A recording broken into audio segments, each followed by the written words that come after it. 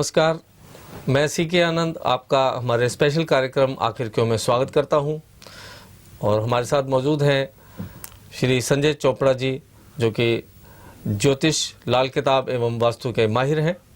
तो आज चोपड़ा जी से पूछते हैं क्या बताएंगे ज्योतिष के बारे में। चोपड़ा जी, आपका हमारे स्टूडियो में स्वागत है। नमस्कार। आज के सारे दर्शकों को मेरा तहे दिल से नमस्कार। दर्शकों, आज हम ज्योतिष में एक ऐसे ग्रह के बारे में बोलेंगे जिसको कि सभी जानते हैं, जिसको लोग शनि ग्रह कहते हैं। शनि एक ऐसा ग्रह है जो कि धन देता है। शनि एक ऐसा ग्रह है कि अगर हम शनि के खिलाफ, मेरा कहने का भाव तात्पर्य फिर वही है कि ग्रह कोई बुरा नहीं होता, वो अपना पूर्ण फल देने की इंसान को कोशिश करता है। इंसान के कर्म, इंसान की जन्मपत्री, वो किस वक्त पैदा हुआ, ये अलग मायने रखती है। उस वक्त उसको कितनी उसकी लाइट मिली, ये मायना रखता है। लेकिन शनि तो अपने वक्त के ऊपर पूरी लाइट दे ही रहा है, सबको बराबर दे ही रहा है जी। इसी तरह शनि को हमने धन का देवता कहा।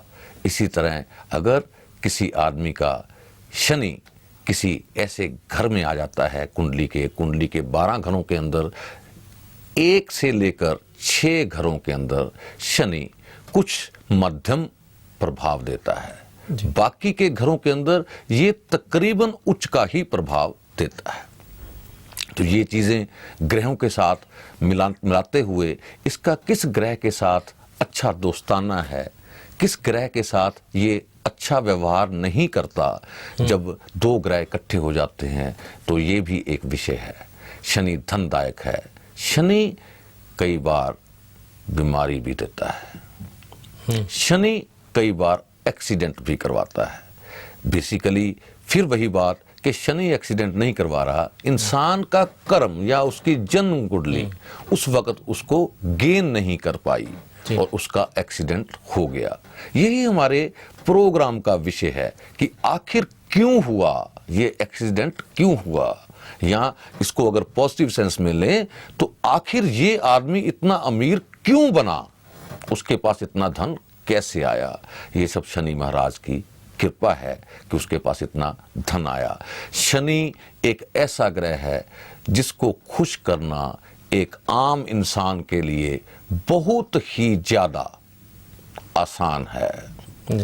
शनि के बारे में लाल किताब अलग अलग घरों के बीच में होने पे अलग अलग उपाय बताती है, लेकिन इस प्रोग्राम में किसी की कुंडली हमारे सामने नहीं है। जनरल उपाय बताए जाएंगे जिससे कि हर इंसान फायदा उठा सके जी। उसके घरों के बारे में उपाय बताना उसकी कुंडली देखकर ही बताया जा सकता है। शनि एक ऐसा ग्रह है, अगर कोई भी इंसान, कोई भी बच्चा, कोई भी जवान, कोई भी बूढ़ा, कोई भी स्त्री अगर शनि से प्रभावित है, शनि को खुश करना चाहते हैं, तो उसके लिए बड़ा ही आसान उपाय है। वो उपाय ये है कि सरसों का तेल तो सभी दान करते हैं जी। लेकिन अगर उसके अंदर मुंह देख लिया जाए तो वो छाया पात्र बन जाता है जी। तो अगर मुंह देखने का मतलब, एक कटोरी में, एक कुज्जे में सरसों का तेल भरकर अगर हम उसके अंदर अपनी छाया डालते हैं, अपना मुंह दिखाते हैं, तो जब हमारा मुंह उसके अंदर दिख जाता है तो हमारी छाया उसके अंदर चली जाती है। तो उस तेल को जब हम दान करते हैं तो वो छाया पात्र बन जाता है, उससे शनि अपनी प्रकोपी कम कर देता है जी। ऐसी सरल तरीके से हम अपने जीवन के अंदर धन अर्जित कर सकते हैं। अपनी बीमारियों से जो कि शनि के प्रति हैं। शनि के प्रति बीमारियां कौन सी होती हैं? बेसिकली जब भी किसी आदमी का कोई ऑपरेशन होता है तो वो शनि के कारण होता है। जहां पर चीर फाड़ होती है वो शनि के कारण होती है।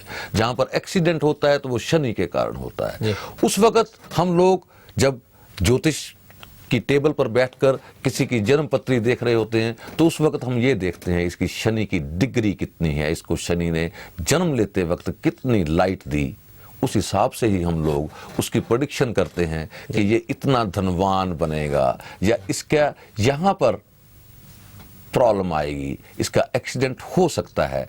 तो हम तो उसको सिंपल सा, आसान सा, बिना खर्च के घरेलू उपचार, जिसके ऊपर इंसान का खर्च नहीं होता, इंसान बड़े आसान तरीके के साथ सरसों का तेल दान कर सकता है, शनि की वस्तु बादाम दान कर सकता है, शनि की वस्तु काले माँ जिसको उर्द कहा जाता है वो दान कर सकता है। लेकिन देखना यह है कि शनि कौन से घर में है, उसको कौन सा उपाय सूट ज्यादा करेगा। लेकिन जो तेल का छाया पात्र है, तेल का दान है, ये तो उसको फायदा करेगा ही करेगा। लेकिन अगर वो उसका कोई सटीक उपाय कर लेता है उस घर में, जिस घर में उसका शनि बैठा है उसके मुताबिक, तो उसको डेफिनेटली उससे थोड़ा ज्यादा फायदा मिलेगा। लेकिन लाल किताब के अंदर शनि को महत्ता जो दी गई है वो धन, बीमारी और उसके लिए दी गई है। तो आपने सुना चोपड़ा जी को ज्योतिष के बारे में। अब समय हो चला है उन लोगों से मिलने का जिन लोगों ने इनके द्वारा बताए गए सरल उपायों से बहुत ही आश्चर्यजनक लाभ अर्जित किए हैं।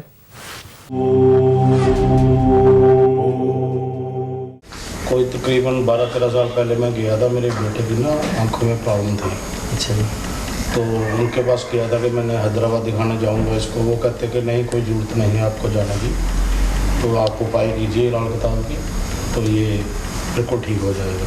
तो आपका बेटा, हाँ, काफ़ी फर्क पड़ा 5-6 महीने के बाद। तो आप सेटिस्फाइड हैं? हाँ, सेटिस्फाइड। मेरा नाम सुकेश है। मेरा ऑफसेट प्रिंटिंग का बिजनेस है लुधियाना में।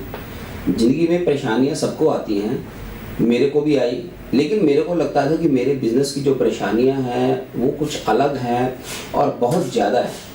तो मेरे को ज्योतिषी की सलाह लेने की सोची, पर हर आदमी अपने पैसे ही ऐंठने के चक्कर में था, डराकर, और मेरी सेटिस्फैक्शन किसी भी ज्योतिषी से नहीं हुई। फिर मेरे किसी जानकार ने संजय चोपड़ा जी का पता बताया। मैं संजय चोपड़ा जी के पास गया। उन्होंने मेरे को बहुत ही सरल उपाय, सीधे उपाय, घरेलू उपाय, और ना कोई डराया ना कोई धमकाया, किसी भी तरह का पैसे का कोई चक्कर नहीं डाला। और आज मैं जो महसूस करता हूँ कि जहाँ पर मैं हूँ वहाँ पे संजय चोपड़ा जी का बहुत ही बड़ा योगदान है। उन्होंने मेरे को गाइड किया जिस तरह से, उस तरह से कोई भी ज्योतिषी एटलीस्ट मेरी ज़िंदगी में तो मैंने नहीं देखा कि इस तरह से गाइड करे। लेकिन संजय चोपड़ा जी बहुत ही बढ़िया तरीके से गाइड करते हैं, पूरा समझाते हैं। तो हम तो आगे से बहुत ही रिलीफ महसूस कर रहे हैं। आगे चोपड़ा जी आपको बताएंगे वास्तु के बारे में।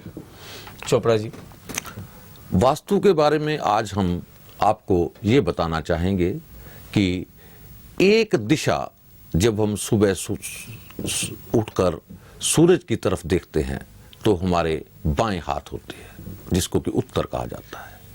उत्तर की दिशा भी धनदायक है। उत्तर में हमारा पहाड़ है, पहाड़ ऊंचा होता है, वहां से जल चलकर नीचे को आता है, उसका बहाव जल का नीचे को आता है जी। आप पहाड़ की तरफ देखते हैं, पहाड़ पर कुबेर का वास होता है। कुबेर एक धन का देवता है जी। हमें जितना भी जीवन के अंदर वास्तु के मुताबिक धन की प्राप्ति होती है वो उत्तर दिशा में होती है।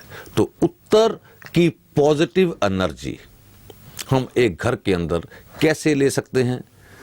जैसे कि पहले हमने बताया कि पूर्व की तरफ आंगन होना चाहिए, पूर्व नीचा होना चाहिए, पश्चिम ऊंचा होना चाहिए, पूर्व हल्का होना चाहिए, दक्षिण भारा होना चाहिए। इसी तरह उत्तर हल्का होना चाहिए, दक्षिण भारा होना चाहिए। तो उत्तर की दिशा के अंदर भी खाली स्थान छोड़ सकते हैं या खिड़की रख सकते हैं, ताकि हमें उत्तर की दिशा से प्रॉपर पॉजिटिव एनर्जी मिले।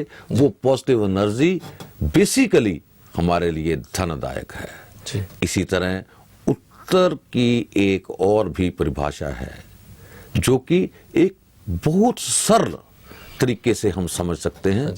उत्तर ऊंचा है पहाड़, कुदरती पहाड़ जो है वो हमेशा ऊंचा होता है। जब हम एक बीमार आदमी को देखने के लिए किसी हॉस्पिटल में जाते हैं तो हम देखते हैं कि हॉस्पिटल के अंदर ज़्यादातर बेड्स के पैरों की तरफ ऊंचाई की जाती है और डॉक्टर्स हमें रोकते हैं कि सिरहाना नहीं लेना चाहिए।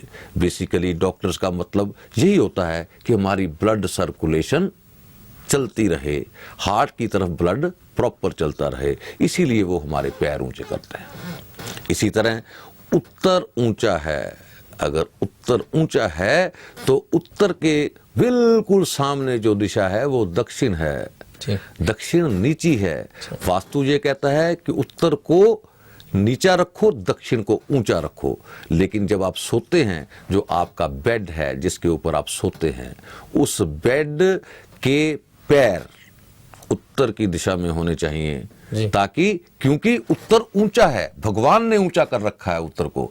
जैसे ही आप उत्तर की तरफ पैर करेंगे तो आपके पैर ऊंचे गिने जाएंगे, आपकी ब्लड सर्कुलेशन जो है वो प्रॉपर रहेगी। जब ब्लड सर्कुलेशन प्रॉपर रहेगी, आदमी कम बीमार होगा, उसको बीमारियां कम आएंगी, क्योंकि खून का दौरा प्रॉपर चलना चाहिए। आज के ज़्यादातर जो बीमारियां हैं उसके अंदर हर आदमी ये कहता है, एक कहता है जी मेरा बीपी अप हो गया, ज़्यादा हो गया, एक कहता है जी मेरा बीपी लो हो गया। उसको नॉर्मल रखने के लिए पैरों का ऊंचा होना जरूरी है।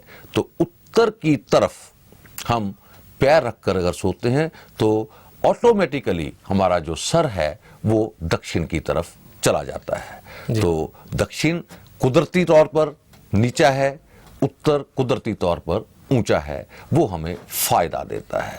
इसी तरह जितना जितना आदमी बूढ़ा होता जाता है उसको ब्लड सर्कुलेशन की ज़्यादा ज़रूरत होती है।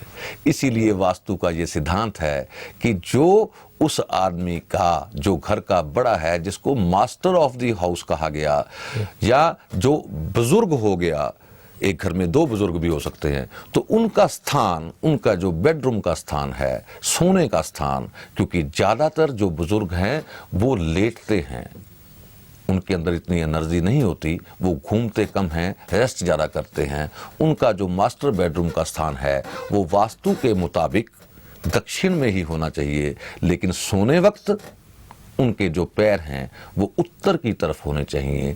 ये चीज़ें हम आपको छोटी छोटी बताते हैं। अगर आप लोग इनका प्रयोग करोगे तो हर हालत में आपका फ़ायदा होगा। ये फ्री के उपाय हैं, इसके अंदर ये कोई ज़रूरी नहीं है। कई बार आपकी जो बेड का सिरहाना है, बेड की सिस्टम है, वो ऐसा बना होता है कि बेड आप घुमा नहीं सकते। बेड को घुमाने की ज़रूरत नहीं, सिर्फ अपना सिरहाना जो है वो दक्षिण की तरफ रख लें।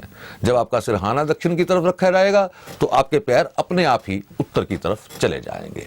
ये छोटी छोटी बातें नोट करने वाली हैं। वास्तु का उतना ही फायदा मिलता है जितना कि ज्योतिष का मिलता है। जैसे कि हमने आज आपको ज्योतिष में शनि के बारे में बताया, बड़ा सरल उपाय बताया, सरसों का तेल मुंह देखकर दान करें। ज्योतिष में बताया ये उसका उपाय है। वास्तु में बताया कि आप अपने पैर उत्तर की तरफ रखिए, उत्तर की तरफ से पॉजिटिव एनर्जी लीजिए। एक खिड़की जरूर होनी चाहिए और आपका सर दक्षिण में होना चाहिए। जी, तो चोपड़ा जी, अब समय हो चला है टिप ऑफ द डे का। क्या है आज का टिप ऑफ द डे?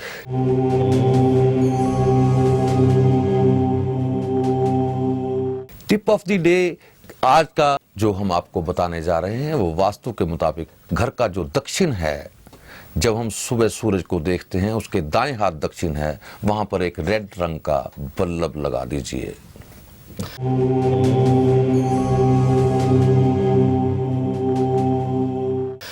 तो अब निश्चिंत रहें और संपर्क करें हमारे स्क्रीन पर दिए हुए नंबरों पर और ईमेल आईडी हमारे स्क्रीन पर इस तरह।